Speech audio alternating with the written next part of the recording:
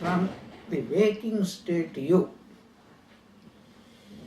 But you are experiencing from the dream's point of view. Now, who is right and who is wrong? I am also right from the waking standpoint. You are also right from the dream standpoint. Do you see now the anomaly that comes? That is, second example I will give you. Since you are a psychiatrist, you can understand it. Suppose a patient comes, he says, everybody is persecuting me. Somebody is running after me and is doing like that one girl used to come and make noise. That Rina. Now, when that patient is brought to you, now you have two understandings now simultaneously. As a psychiatrist, you know there is no one who is persistent. She is completely harmless, free, and no danger. But from her standpoint, which you understand, that she is obsessed with an idea. Now, do you give treatment to her or not? And do you say that, no, I don't see any bondage in you? Then you know what happens? You will lose your income. She will go to somebody else. Did I tell you that story? There was this doctor and he was very successful. He built a huge surgery. He became old. His son also was a doctor. And as soon as the son was qualified, so the father called him, handed over the keys, said, Baba, I have brought you up, so you go and look after the surgery. So this fellow went in the morning and he came back in the evening very elated. Dad, do you know what I did? So, what stupid thing did you do? You know, you have been treating that old lady for the last 60 years. I cured her in one day. Father bet his forehead and said, you stupid fellow, what have you done? It is all this surgery I could build only because of her. And you lost all your income by curing her.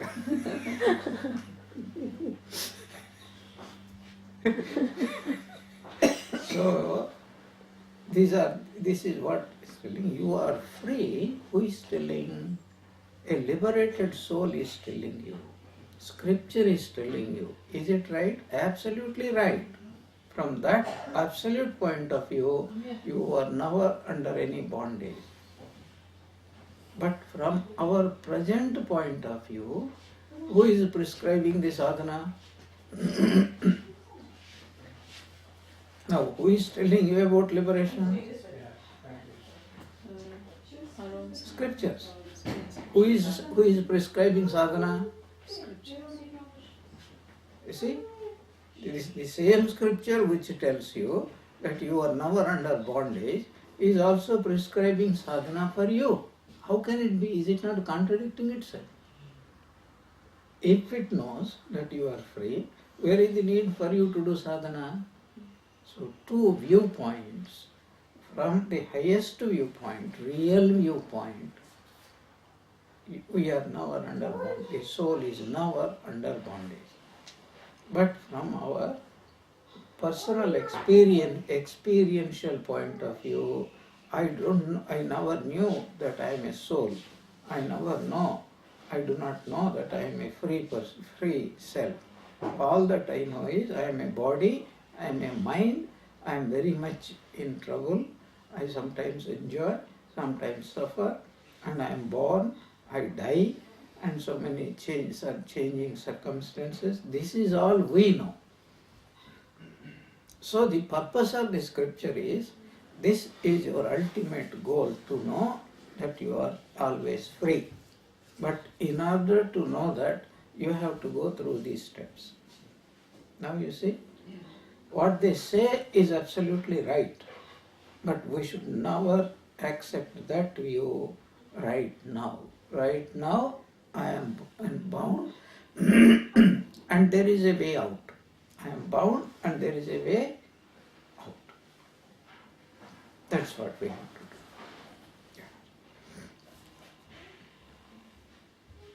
Yeah. Okay. So, coming back to this thing, through the practice of Gnana Vichara, discrimination, alone doesn't lead to mukti. On the contrary, it leads to arrogance and bondage. Many people who practice Gnana Yoga, saying that, this whole world is Maya, they are more attached to the world than anybody else. I'll give you one example. It applies to many of us. Here is a person who is rich. In fact, it happened yesterday. Yesterday, we had puja, I was coming. One man, somehow the topic turned to Uttarakhand, that floods and now so many people died. Topic started. So the man became very emotional. He said, Swamiji, can I give you some donation for sending? Yes, I said, definitely you can give me donation. So he took out his purse, so big. And how many hundreds of pounds were there? He took out, I thought he will give at least 100 pounds. He gave me 5 pounds.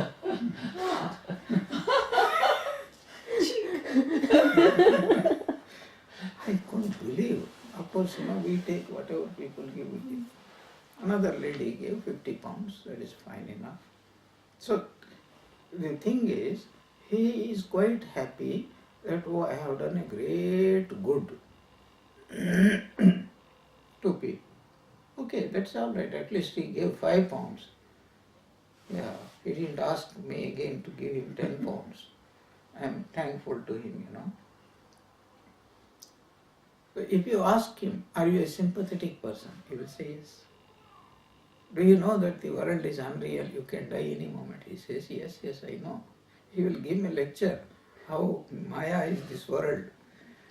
But he is samskara. So this happens in 2 ways. One way, people are not aware what they are doing. As you know, their unconscious is kept separate, sealed, they don't want to open it. Actually, 3 types of people are there. They don't know what is happening in the unconscious. Second type of people, they know that if I face myself, I will feel guilty. So they develop a strategy through which they will completely suppress their knowledge, so they do not need to feel guilty. Human mind, how much it deceives us.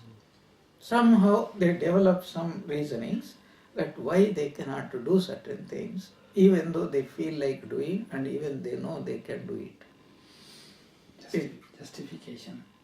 Yes. Sometimes forgetfulness also. Sometimes they don't even think about it. They don't want to think about it because they have developed a strategy how not to think about it.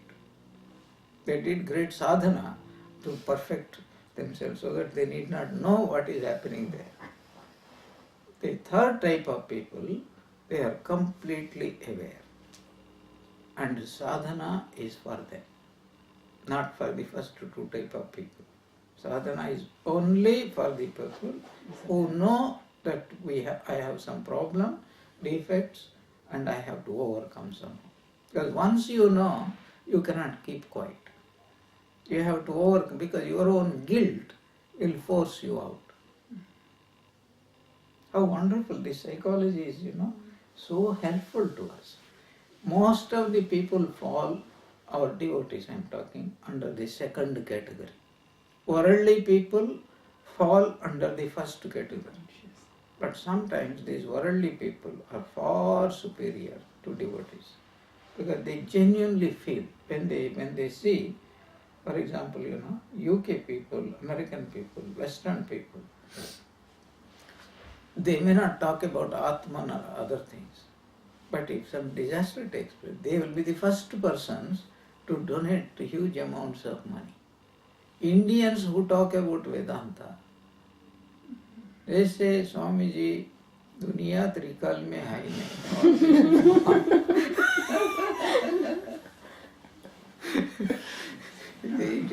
all Maya. This first argument. Second argument will be that they suffer because of their own karma phala. It is wrong to help them because you are obstructing God's justice. This is the type of people Swami Vivekananda encountered when he got the people from Goshala. There's a beautiful book, in fact 2 books which all of us must read. One is for meditation, another is for more of explanation. One is inspired talks. Oh, but it is like sutras. And there is now very little correlation what he is talking. Now one sentence he will be talking about Brahman, another sentence he will be talking about Gita. There is no such sequence. But the other thing is talks with Swami Vivekananda. It is scattered, it is also available in a separate, they combined together. And there, this incident happened. It was Swamiji, after he returned from America, some people came from a Goraksha Samiti, that is cow protection organization. And Swamiji asked, what did you want? And he could understand, seeing their faces. They explained frankly, we all started on Goraksha Samiti, cow protection organization, and they thought Swamiji must have brought a lot of money from the West. He did not bring, in fact, he brought a little money. So they were expecting. So then Swamiji countered and asked him, so many human beings are suffering, what are you doing? They said, human beings suffer because of their own karma. How they twist. Then Swamiji said, how do you know that cows also do not suffer from their own karma? Then they could not counter. After they had no brains, And they said, but this is what the scriptures tell, that we are the children of Gomata. So Swamiji said, yes, who else could produce such talented children?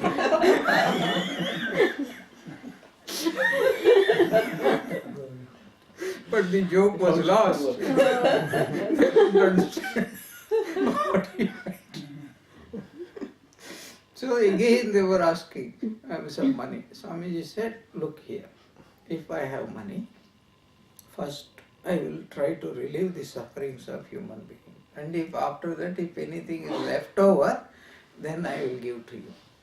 So please go now, and then if I have some money, then I will call you and then give you back. And after the end of the day, they never approached him again, because they found out it is better to give up all hopes. This is the type of justification many Hindus do. That person is suffering, it is true, it is not untrue. It is absolutely true. So he came from the same region 4 or 5 days before. How many days? 2 weeks, just 2 weeks. 2 weeks before the disaster started. Oh, really? Yeah. Where were you? Kedarnath, Badrinath, every place. Okay. Especially the houses were smashed. I was there for 2 days, everywhere. Kedar, Bharat Shrivastram Sharma, I was there. Yeah. See. So he was not destined. Yeah. But the people who went, they were destined. This is the only explanation we can give. You believe, don't believe, that is your choice. But I believe that this is what we get, what the karma phala. Then where is the law of karma? Why should you help? You have to help because you have to do good karma. Scripture tells you have to do the charity and service and other things. This is the way you do it. So, if you do it genuinely, then you get the karma phala, you get what you call punya, virtue, etc. Then, will your help, money, etc., will it go? Yes, it can go, because all of them did not do only what you call bad karma. Some of them might have done some good karma, and because of that, they will get some blankets, they will get some food, they may be rescued. Anything can happen. Some people may die, and that is the end of it. But there are people who are not dead but who are suffering, and some amount. Some people in India say it is very lucky to have died when whilst on pilgrimage. Is it just a saying? You know, if you ask my opinion, I will tell you they went on a pilgrimage. And anybody who goes on a pilgrimage, it is a good karma. However sinful they are, it is a good karma. That karma is good. They will get the result. And if they happen to believe that it is nice to die in this place, then their belief helps them a lot. But they won't get liberation. Yeah, there is the same question what she is asking. Yeah. It's called that Kedar Kshetra. Yeah. The Kshetra is not only the Kedar temple, it is the Any few miles on per 100 miles just square from Haridwar to Kedarnath, whole part. And anyone dies there gets not liberation maybe, but maybe higher. Yes. State. Yes, not liberation. So I'll tell you one story because these questions very often come. There is one belief that if anybody beholds Lord Jagannath, then he will be liberated. This is the end of it. Second, Sri Shaila Sikharam Drishtva Punarjanma Vidit. One who looks even at the top of the Sri Shaila temple, let alone go inside, from a distance you have a glimpse of the top of the temple. That person need not be reborn again. This is some scripture, not Vedas. Scripture means not Vedas, Puranas, etc. So once there was a conversation between Lord Shiva and Parvati. Parvati, as though she was ignorant, she asks Lord Shiva, Lord, if this is what you yourself have said. Some scripture, you said, is it true that so many thousands and thousands every year they are going to see Lord Jagannath? Do they get liberated? Lord Shiva said, we will have to play a small drama, and then you will understand. Otherwise you won't understand it. It is for our understanding this story comes. So Lord Shiva, somebody created this story. Lord Shiva said, Parvati, you come. Now before that, what you have to understand, whoever looks at the top of the temple, how can he be liberated? Because he will acquire tremendous punya. Tremendous punya destroys all papa. That means he will not have any, even if he had committed billions of papas, the moment he beholds it, that will be destroyed. This is what written. So, keep this in mind. Lord Shiva said that they put in the disguise of an old man and an old woman at a spot from where pilgrims could see the top of the temple. Now, Lord Shiva, like an old man, he was dead. And this old woman was weeping her heart out. So many pilgrims were passing by, and naturally they felt sympathetic. What happened? We were going on a pilgrimage, and suddenly my husband has taken ill, and he fell down dead. I was weeping. Then some great soul had come, a holy man happened. He told me that your husband is not totally dead, he can be brought back to life. She asked, how? He said, if anybody who looks at the top of the temple and really can put his hand on his heart and say, I am seeing the top of the temple, I am free from all sins. And then if such a person with that faith touches your husband's body, immediately he will come back to life. You see? So this was the story she was telling to the pilgrims. Says, since Babara, you are all seeing, any one of you touch my husband and he should come back to life. Everybody was, yes, it was written in the books. But I don't think I am free from these sins. So, sorry, we will pray for your husband like that. So we have to have that belief, strong No, feeling. story has not ended. So like that, thousands were passing. She was still waiting there. At last, one very ordinary looking man, he was passing. He also felt sympathy. He has said, Mother, what can I do? And he said, this is what happened. He looked at it and said, Lord, I believe with all my heart. I am free from, I have committed a lot of sins, but I am free from these sins. He touched.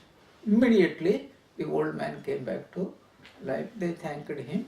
He said, no, don't thank me. It is all the greatness of the Lord Shiva. And then he went away. Then it disappeared. Then Lord Shiva said, look, only that man will be liberated and nobody else. This is the explanation that if you don't believe what you have read, then it won't come true. Something you said about good karma, and you said, so going on pilgrimage is a good karma. But if you have to sort of graduate good karma and say, is there a sort of a scale? So if doing charity, does that come superior to going on a pilgrimage? Is there some sort of different degrees of good karma? Yes, different ways. But that is very difficult to answer. Everything has got its own value. So it is not that some people have that. What is the use of doing a homa and pouring lot of ghee and other things? Instead of wasting all that money, it is better to help human beings. You know, these things depend upon a person's faith. Some people say, if I do japa, that is a very good karma. Some people say, if I go on a pilgrimage, that is a good karma. Some people say, no, serving human beings is the greatest. Everybody according to his or her own faith. But something common is there. What is that common thing? That as a result of this faith and really doing, this is where the conflict comes between we know that it is true, but we don't feel like doing it. We all know japa has to be done. We don't feel like doing it. We all know charity has to be done. We don't feel like doing it.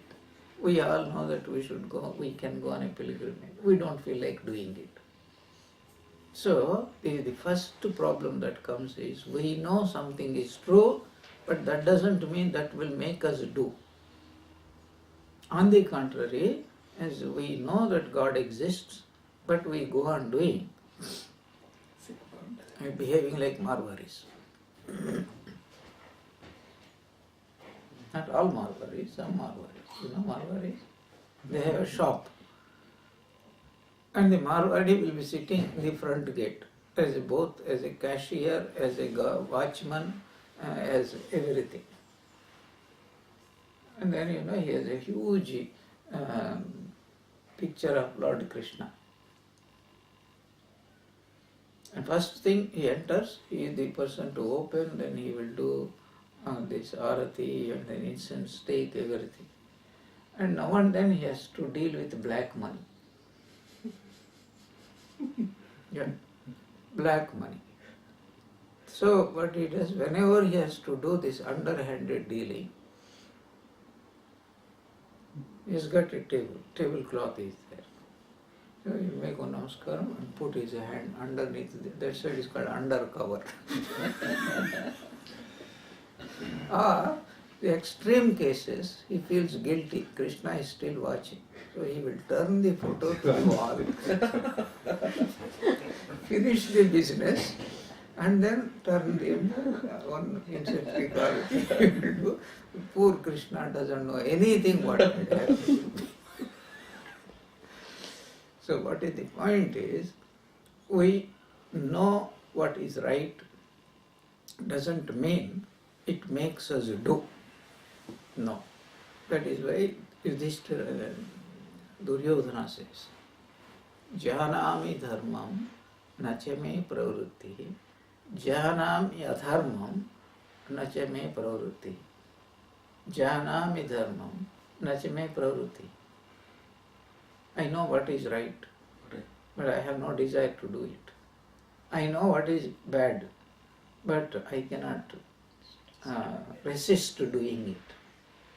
This is our conflict, everyday conflict, diabetic conflict. I know I should not eat sweets, but maybe one piece of mango is not too bad.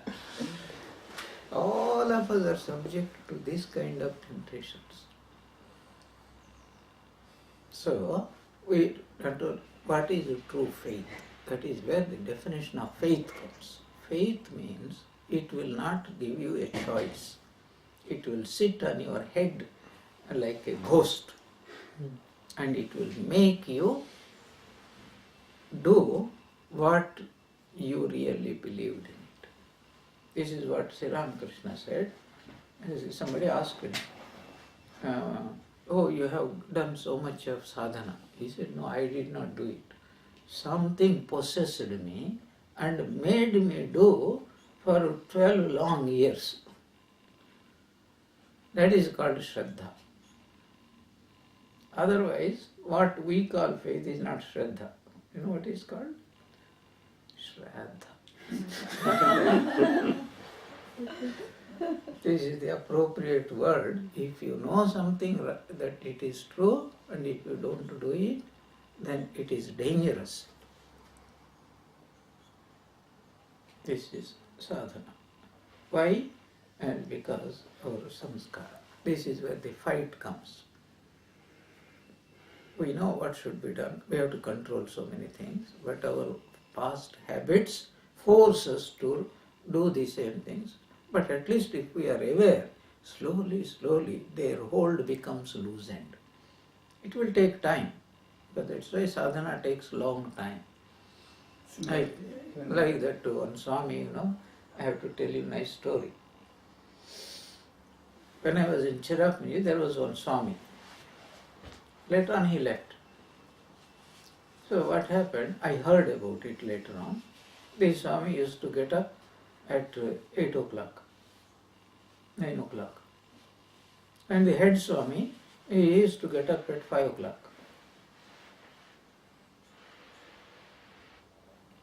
Then the head Swami always used to get up at 4 o'clock and do sit for meditation, etc. So this head Swami goes on scolding, and you fellow, you are lazy fellow, you are getting up at 8, 8:30, 9 o'clock, what is this?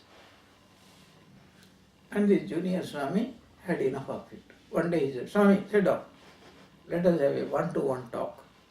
I said, what do you want to talk? And the junior asked, now tell me, before you joined the order, what time you were getting up? He said, I was getting up at 6 o'clock. And after joining, what time you are getting up? He said, I am getting up now at 4 o'clock. All right. Do you know what time I was getting up before joining? At 12 o'clock. After joining, I get up only either between 8 and 9. Now, who made more progress? You or me? Is this joke or really he used to get up at 8 or 9? Maybe a joke, but he used to get up late. He used to get up late. Yeah. So that's because he was a very studious, very intellectual person. He used to be studious. Late night. Late, he will go to bed. Oh. And then the other Swami was going to bed about 10:30 or 10:30. We all used to go to bed at 10:30 in those days. Most likely 10 o'clock. You know why? Lights and... No, lights were there. Electricity was there. But these distractions like TV and other things, they were not there. Nowadays, why people are going so late to bed?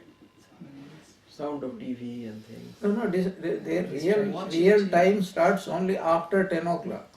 They are all called nishacharas. Those who come to life after 10. So you used to read scriptures and things late night, maybe the others only. Yeah. That may be the That is why Thakur used to say, go to a solitary place. Solitary means where you can't carry your Kindle Fire HD, storing half a dozen, and then for 10 hours you can go on watching them. No, it's where you cannot depend upon anything excepting God. That is called solitary life. Call on God. Sri Ramakrishna used to.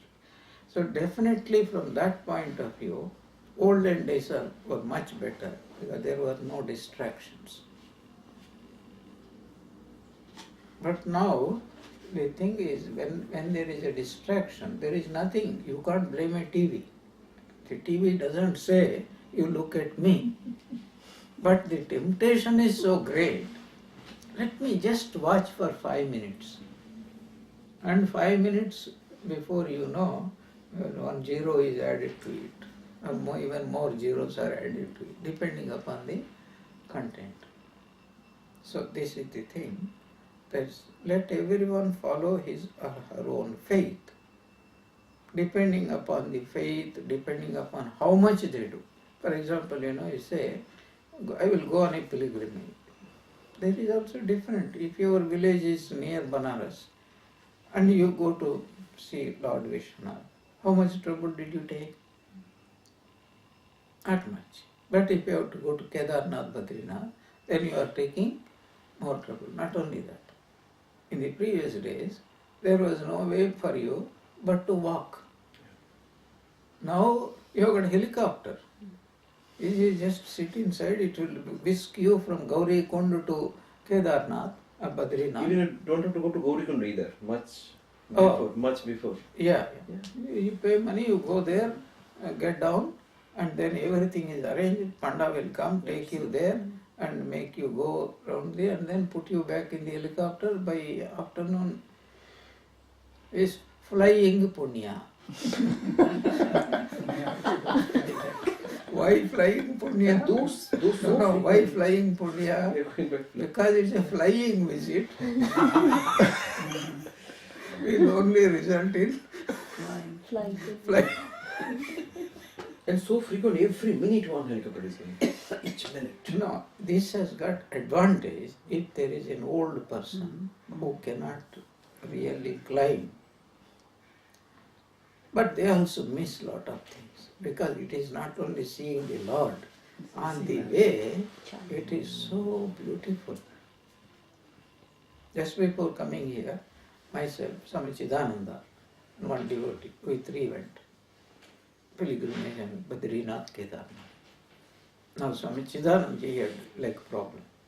So from Badrinath we went until bus used to come. Yeah, still. The bus goes. Now even better improvement.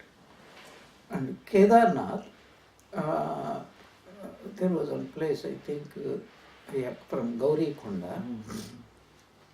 Either one can go, Gangotri. From Gangotri, there is I'm talking not Kedarnath.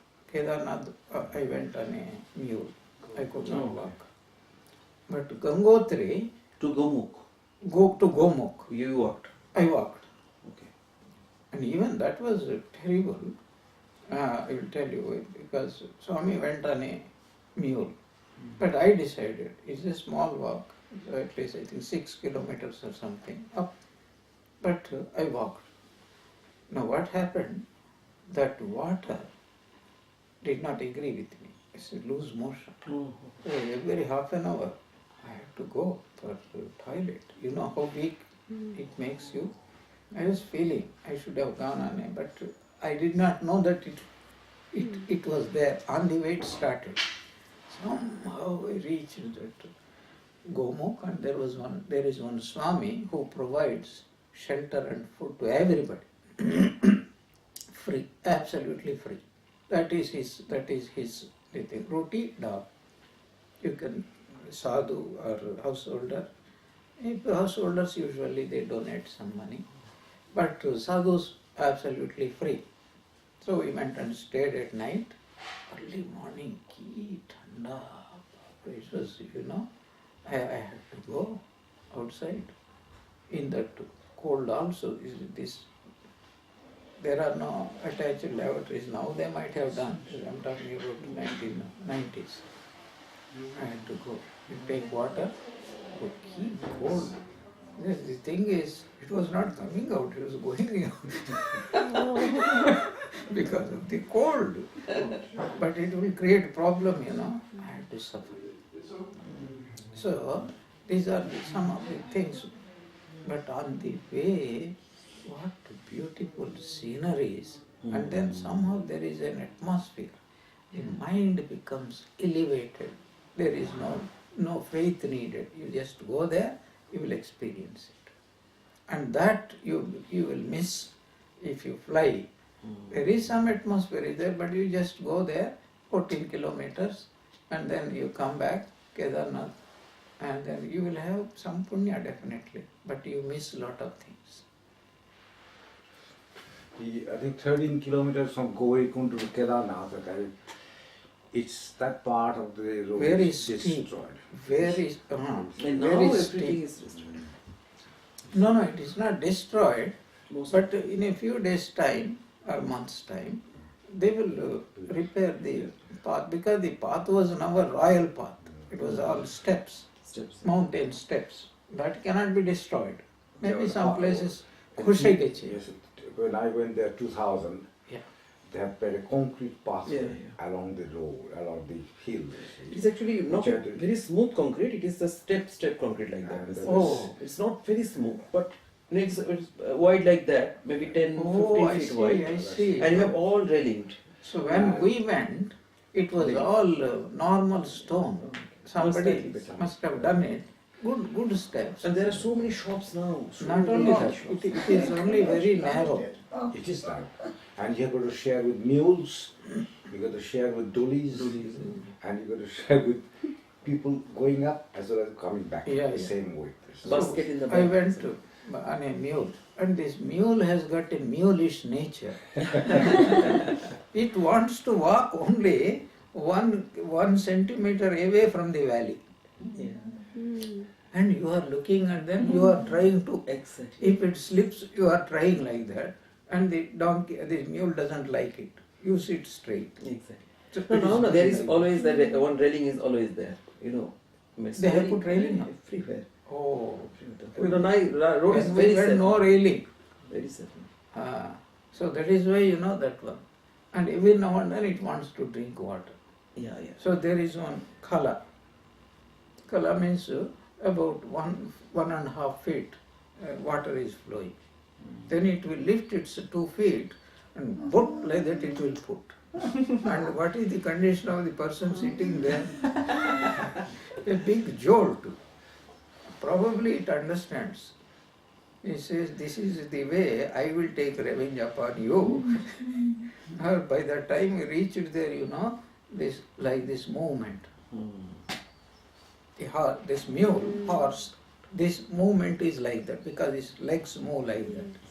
Oh my God, by the time you reach first time, unless you are accustomed, your whole buttocks are still moving. You have to synchronize with the movement, then it will be better. It takes time. Takes time, actually. That's why there's Texas cowboys and others, they ride. Days and days they ride because they get accustomed to it. But here, first time by the time you become slightly accustomed, You reach. you have your pilgrimage for life is over. Very interesting. Through the practice of yoga, power is generated, which is also a bondage. Ravana is an example of this. Ravanaswara got power through yoga. Yoga means he did tremendous sadhana. But that power corrupted him. Absolute power corrupts Absolutely. absolutely. Through the practice of devotion, emotion increases and the aspirant becomes more attached to objects.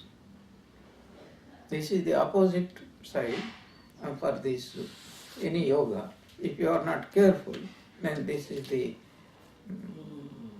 adverse reaction. That's why so many devout so-called bhaktas, they become more attached to things. They have that very emotion which goes to God. That very emotion also works in the opposite way. Simple example, these people, Muslims, jihadists and fanatics, they are very much attached to the to Allah. They believe in the scripture. Fanatical attachment, but that very attachment becomes inimical towards other people. Ghanta Karna, a story of Ghanta Karna. You know that?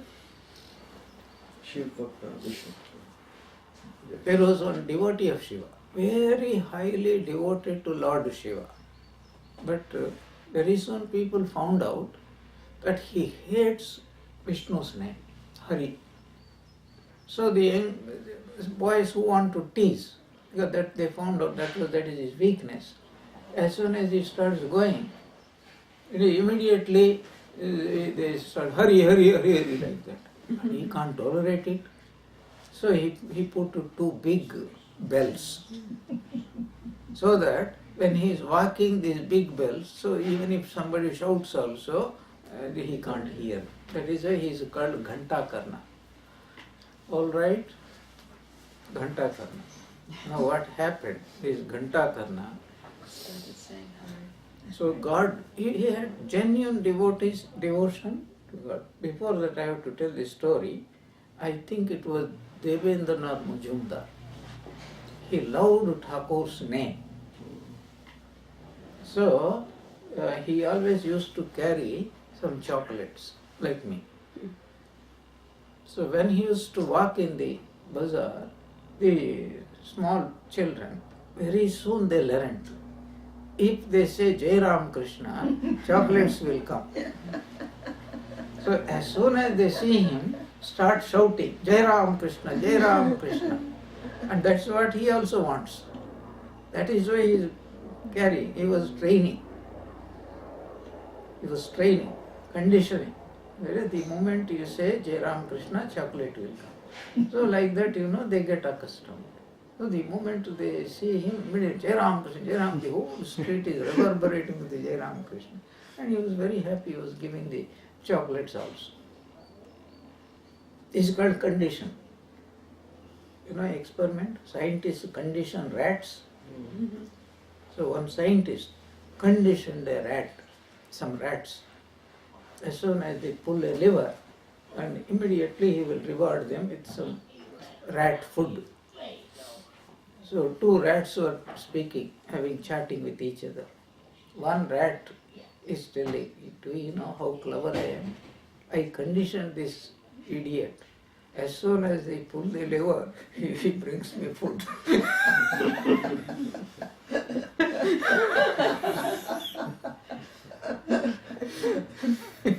Sanjay, could I ask a question? It's about developing love for God. And I know that you have various forms of love, like for a parent.